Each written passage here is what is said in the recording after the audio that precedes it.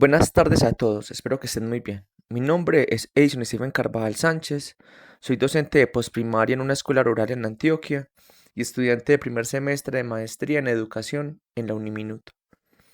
En este podcast abordaré la educación desde mi experiencia como docente y teniendo en cuenta la temática de los ritmos y estilos de aprendizaje que en mi práctica he logrado visualizar en mis estudiantes.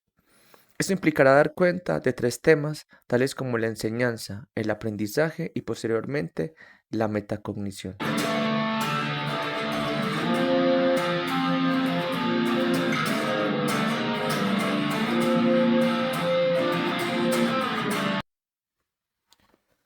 Concepto de enseñanza.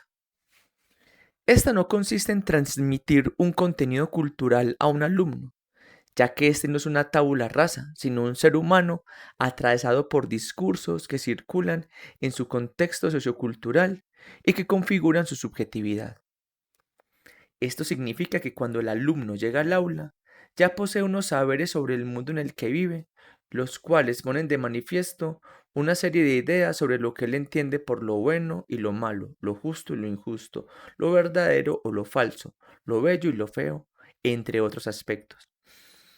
Esto significa que cuando el maestro se encuentra en el aula con sus alumnos, ambos llegan con sus experiencias vitales, las cuales influyen en la manera como cada uno interpreta lo que hace el otro, generando tensiones que muchas veces obligan al maestro a tener que reflexionar sobre los fines de su quehacer y problematizar lo que hace en el aula. De este modo, el maestro deja de ser un mero reproductor de la cultura para convertirse en un sujeto capaz de poner en cuestión hasta los libros de texto que utiliza para elaborar sus materiales didácticos.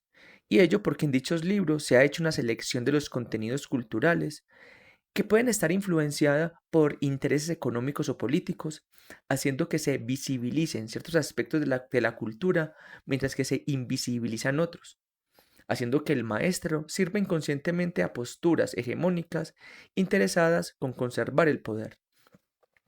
Y es justamente en este punto donde la capacidad crítica del maestro se debe manifestar, es decir, siendo capaz de cuestionar la sociedad en la que vive. Y para ello debe ser capaz de no ver la realidad social, política, económica como algo estático, sino como algo susceptible de transformación. Esta transformación parte de pensar la educación como una herramienta de emancipación, y ello porque en el quehacer del docente, abro comillas, no se trata de adoctrinar a nuestros estudiantes al transmitir el conocimiento absoluto que promueve el paradigma dominante, sino darles la posibilidad de pensar, reflexionar para que puedan actuar y decidir su destino sin necesidad de que tengan que asumir los postulados del sistema que ostenta el poder. Cierro comillas. De ahí que si la enseñanza no consiste en adoctrinar, entonces surge la pregunta por lo que debe ser. Y es aquí donde se podría definir la enseñanza de la siguiente manera. Abro comillas. Enseñar es elaborar situaciones de aprendizaje con el fin de provocar la curiosidad y el asombro del estudiante. Es estimular el pensamiento del sujeto que aprende con el fin de que éste desarrolle una elaboración activa y configure nuevos procesos cognitivos en su estructura intelectual. Y es el momento de materialización y de transformación de los conocimientos en saberes en virtud de la intermediación de la cultura. Cierro comillas. Esta definición es importante porque invita al maestro a pensar en cómo lograr despertar el deseo de aprender en los alumnos. Y esto se logra cuando el maestro plantea interrogantes sobre aspectos que parecen evidentes de suyo, pero que en realidad implicaron para la humanidad un esfuerzo de siglos para lograr responderlos. Por ejemplo, en clase he hecho preguntas tan básicas como ¿por qué hay día y noche? Y esa sola pregunta implica pensar cómo es posible que los humanos hayan podido, gracias a la física, descubrir fuerzas universales tales como la ley de inercia y entender que la Tierra tiene un movimiento de rotación que influye en la manera como estructuramos nuestra vida cotidiana. De este modo, el estudiante es capaz de ver en lo aparentemente común lo increíble en la naturaleza. De este modo, el maestro no busca que el estudiante repita lo que él dice, sino que lo moviliza cognitivamente para que éste logre ver en las teorías científicas no un marco abstracto que no tendría nada que ver con su vida, sino explicaciones que le permiten entender cómo depende de factores físicos y químicos que posibilitan la vida en el planeta. Y aquí me gustaría señalar que, por ejemplo, temas tales como el ciclo del agua, el ciclo del nitrógeno y el conocimiento del ecosistema se convierten en herramientas vitales para el contexto rural en el que trabajo. Y ello porque estos temas que trabajé en clase con mis alumnos posibilitan que, al entender cómo funciona el primer ciclo, tomen conciencia de la importancia del cuidado de los bosques, lo cual se manifiesta en acciones tales como no talar los árboles y no dañar el musgo. Entender el segundo ciclo significa que comprendan que la muerte y la descomposición de un ser orgánico es clave para la fertilidad de la tierra que siembran. Y el conocimiento del ecosistema significa que descubran que todos los seres vivos cumplen un papel fundamental, ya sea para polinizar o para controlar la cantidad de una determinada especie que sin depredadores podrían afectar los cultivos y por tanto su medio de subsistencia. Por tanto, no se trata de enseñar por enseñar, sino de enseñar para cuidar la naturaleza y cuidando esta, aprender a cuidar de nosotros mismos. Por otro lado, me gustaría señalar un importante que es el concepto de conflicto cognitivo que propone Zuviría para la enseñanza. Este, abro comillas, entiende por enseñar el proceso específicamente humano de transferirles instrumentos y operaciones mentales a los estudiantes para que dominen las herramientas de su cultura, cierro comillas. Es decir, enseñar es darle al estudiante la posibilidad de transformarse a sí mismo a través de un contenido cultural que es un legado que la humanidad le ha dado y que es fundamental para solucionar problemas concretos en la vida cotidiana. Por ejemplo, el pensar lógico-matemático es fundamental para pensar de manera sistemática y ordenada un universo que está escrito, como diría Galileo Galilei, en lenguaje matemático. Por ello, la matemática se convierte en un medio fundamental para ayudar a pensar correctamente a nuestros alumnos. Y ello porque en un ejercicio de aritmética o en uno de fraccionarios, decimales o porcentajes, el alumno tiene que seguir unas reglas lógicas y matemáticas que no dependen del gusto de la persona, sino que son objetivas y se necesitan seguir para resolver correctamente una operación. Y solo el hecho de que el alumno tenga que seguir unas reglas que no dependan del gusto personal o de la opinión, le permite elevarse a una concepción de la verdad que va más allá del capricho individual. Y esto, para muchos alumnos, genera un choque cuando descubren que las cosas no son como ellos pensaban. Y aquí es donde aparece el desafío del maestro al alumno. O persevera en la búsqueda de la solución, preguntándose en qué se equivocó, y corregir, o tirar la toalla y no permitirse la posibilidad de aprender del error. Esta necesidad de desafiar al alumno en la enseñanza se convierte en la herramienta más poderosa que tiene el maestro para invitar al alumno a superarse, a desarrollar fortalezas y generar una perspectiva distinta sobre sí mismo, la perspectiva de que soy capaz. Y esto último solo es posible cuando el enseñar es entendido como un, abro comillas, orientar el aprendizaje de los estudiantes, guiarlos, organizar situaciones problemáticas de aprendizaje que encierren una contradicción, una tensión para crear conflictos cognitivos y que así se estimule el pensamiento del estudiante, cierro comillas. Eso es compatible con una enseñanza en donde el alumno reflexiona sobre lo que el maestro le plantea en clase y el maestro no asume una posición dogmática porque sabe que incluso las teorías científicas no son verdades absolutas, sino respuestas provisionales a un determinado problema. Y esto implica necesariamente diálogo, ya que a través de la palabra es que se puede transmitir un sentido que puede transformar la manera de ver un fenómeno natural o social. Y junto con la crítica y el diálogo, utilizar la dialéctica como un elemento clave de la enseñanza y ello, porque esta última le ayuda al maestro y al alumno entender que la confrontación de ideas evita que éstas se anquilosen y por el contrario, posibilita que se desarrollen y ello porque la pregunta del otro obliga a aclarar las ideas que en su momento dado se plantean como solución a un problema. Por tanto, y ya para terminar esta primera parte del podcast, quiero definir la enseñanza como un proceso en el que el maestro y el alumno establecen un diálogo basado en el ejercicio crítico y dialéctico de ideas, las cuales surgen a partir de la búsqueda de soluciones a problemas que responden a situaciones complejas de la vida social, cultural, económica, política, estética, religiosa o ética. y que buscan desafiar al estudiante para que éste, a través de un conflicto cognitivo, pueda entender por qué piensa como piensa y pueda fundamentar con argumentos válidos una perspectiva que a su vez puede servir como propuesta a dichas problemáticas, entendiendo que no existen soluciones absolutas o únicas, sino provisionales y plurales.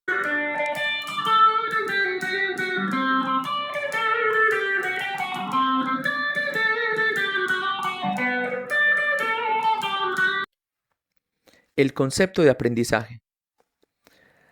Para comenzar a desarrollar este concepto, daré una definición de aprendizaje tomada del artículo, abro comillas, estilos de aprendizaje, estrategias para enseñar, su relación con el desarrollo emocional y aprender a aprender, cierro comillas, la cual afirma que aprender es, abro comillas, un proceso de adquisición de una disposición relativamente duradera para cambiar la percepción y conducta como resultado de una experiencia, cierro comillas.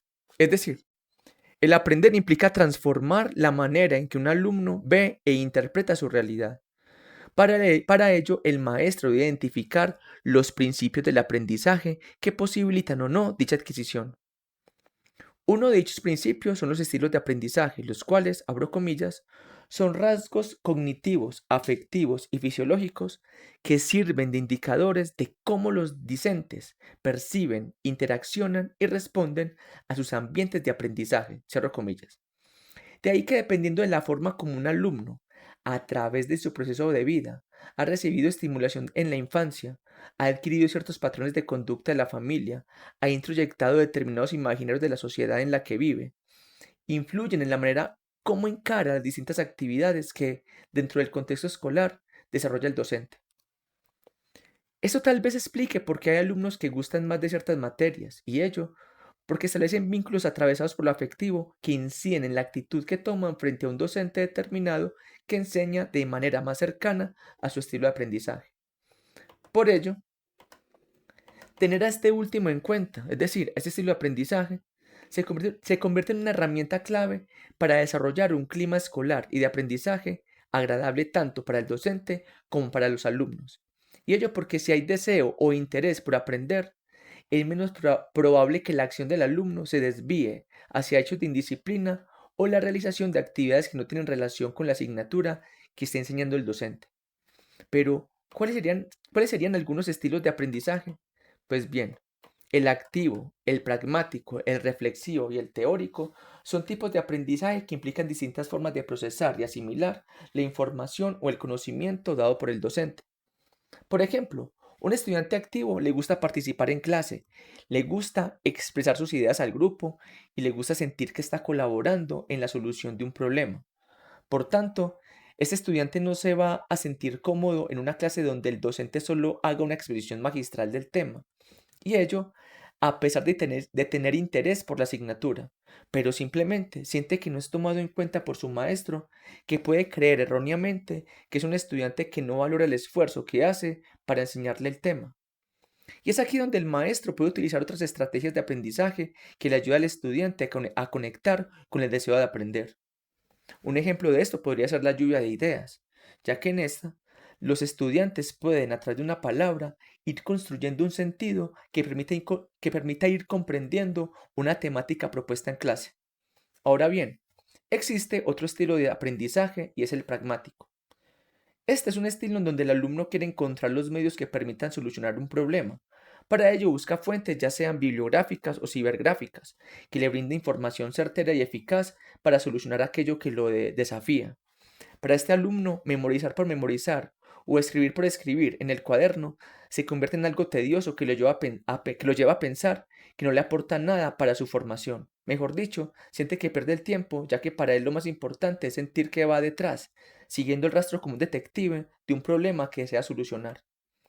De ahí que una estrategia de aprendizaje que conecte a este tipo de alumno con el deseo de aprender sea el del plantear una situación problema o consultar un tema específico.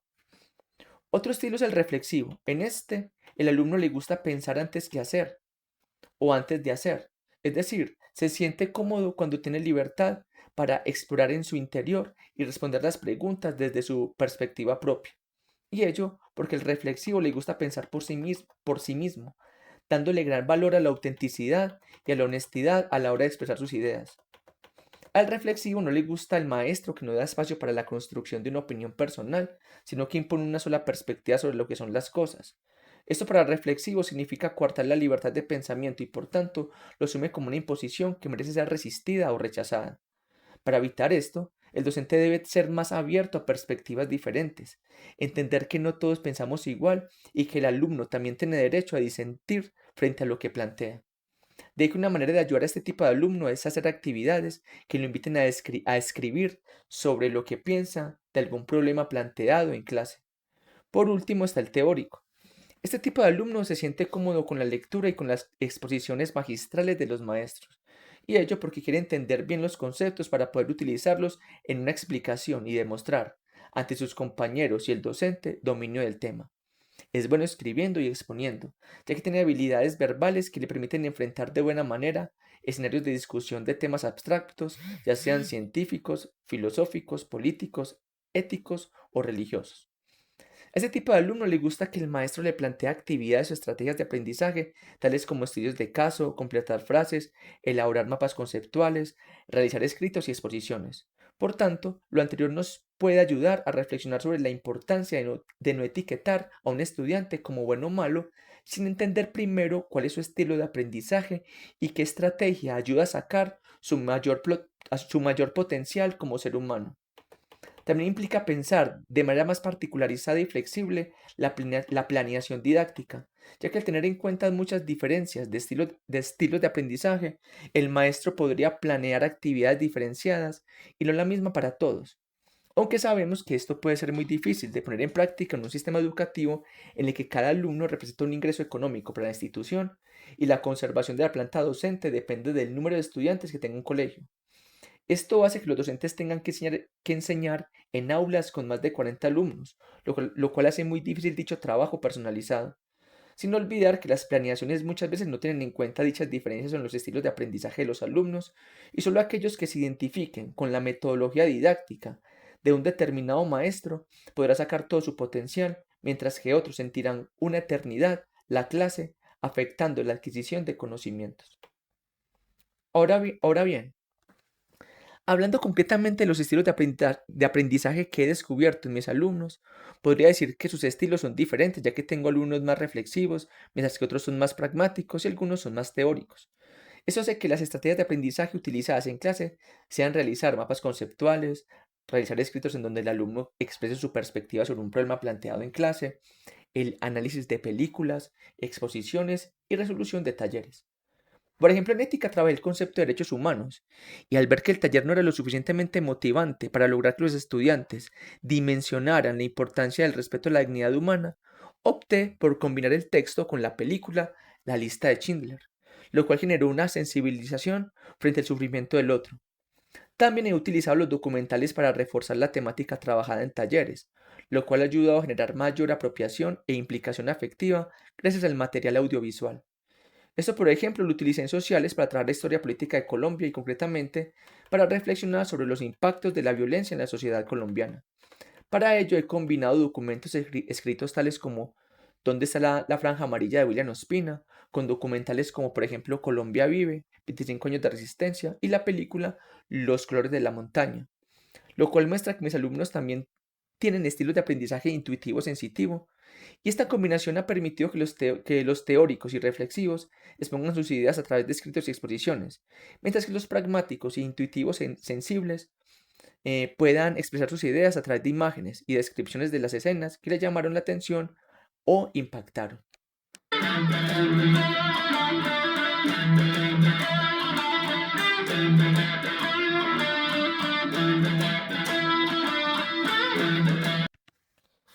La metacognición. El concepto de metacognición tiene que ver con la capacidad del alumno de tomar conciencia de cómo aprende. Esto significa que él sabe aprender a aprender. Este concepto es definido como un, abro comillas, conocimiento y destreza necesarios para aprender con efectividad en cualquier situación en que cada uno se encuentre. Cierro comillas. Esto significa que el alumno establece por sí mismo objetivos de aprendizaje, establece estrategias para apropiarse de aquello que desea aprender y establece qué elementos le generan mayor dificultad, lo cual lo motiva a esforzarse y buscar los andamiajes que le posibiliten alcanzar aquello que en un momento parece casi imposible de lograr. De ahí que el aprender a aprender sea fundamental para que el alumno logre la autonomía para empoderarse de su propio proceso de aprendizaje.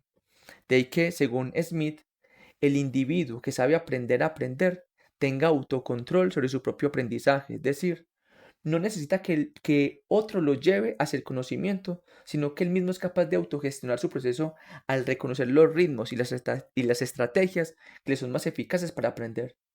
También tiene motivación, y ello porque no se queda solamente con lo que le brinda en clase o con lo que le brindan en clase, sino que investiga sobre el tema, relaciona los conceptos que va aprendiendo con sus experiencias cotidianas, visita espacios académicos en donde expertos discuten sobre el asunto que lo erotiza o le genera deseo de aprender.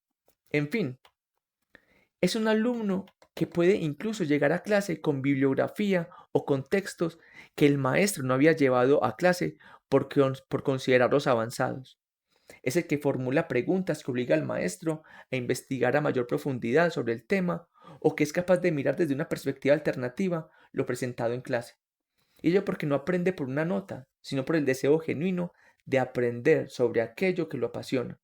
Además, tiene autoconocimiento sobre su estilo de aprendizaje, es decir, sabe en qué actividades o temas tiene fortaleza y en cuáles tiene debilidades. Esto le permite asumir una función dentro de un equipo de trabajo o de estudio porque sabe en qué tarea puede brindar lo mejor de sí, logrando de este modo hacer aportes pertinentes que ayudan a lograr los objetivos que se hayan propuesto con su grupo de trabajo.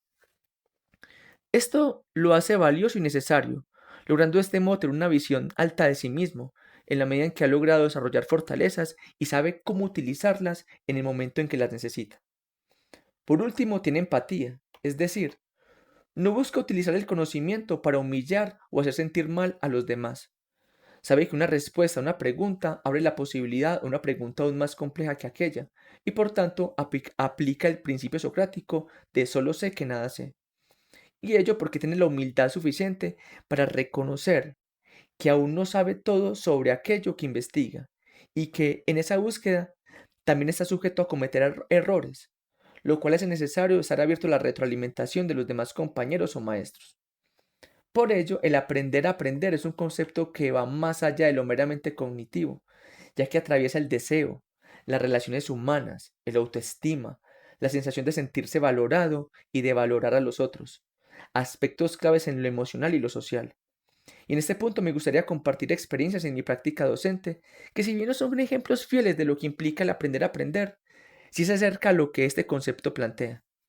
En primer lugar, quisiera hacer referencia a que este año, en artística, hice algo que nunca me había atrevido a hacer, y es enseñar a tocar guitarra a mis alumnos. No lo había hecho porque no soy músico. Aprendí de manera empírica y pensé que carecía de las bases metodológicas para enseñar un instrumento musical. Sin embargo, y con unas guitarras viejas y algunas hasta rotas, las llevé a la escuela para experimentar y ver qué pasaba. Vale decir que mis estudiantes nunca habían intentado tocar una guitarra, por ello era la primera vez que lo hacían. Empecé con la afinación, con ejercicios para soltar los dedos y algunos acordes y ritmos. Hice esto por medio año con todos los estudiantes. De estos, solo 4 quisieron continuar con la guitarra. Los demás le di la posibilidad de trabajar en otras actividades tales como bordado y dibujo. Sin embargo, de los 4 que continuaron con la guitarra, solo uno realmente se enamoró de la guitarra. Desde el comienzo buscaba aplicaciones para aprender diferentes acordes, me hacía preguntas sobre ritmos y me pedía prestar la guitarra para practicar en casa porque no tenía. Hoy es uno de los estudiantes más avanzados en guitarra, y ello gracias a su motivación. Por tanto, si en mi ejemplo está lejos de aprender a aprender, sí vemos la importancia que tiene el deseo en el aprendizaje.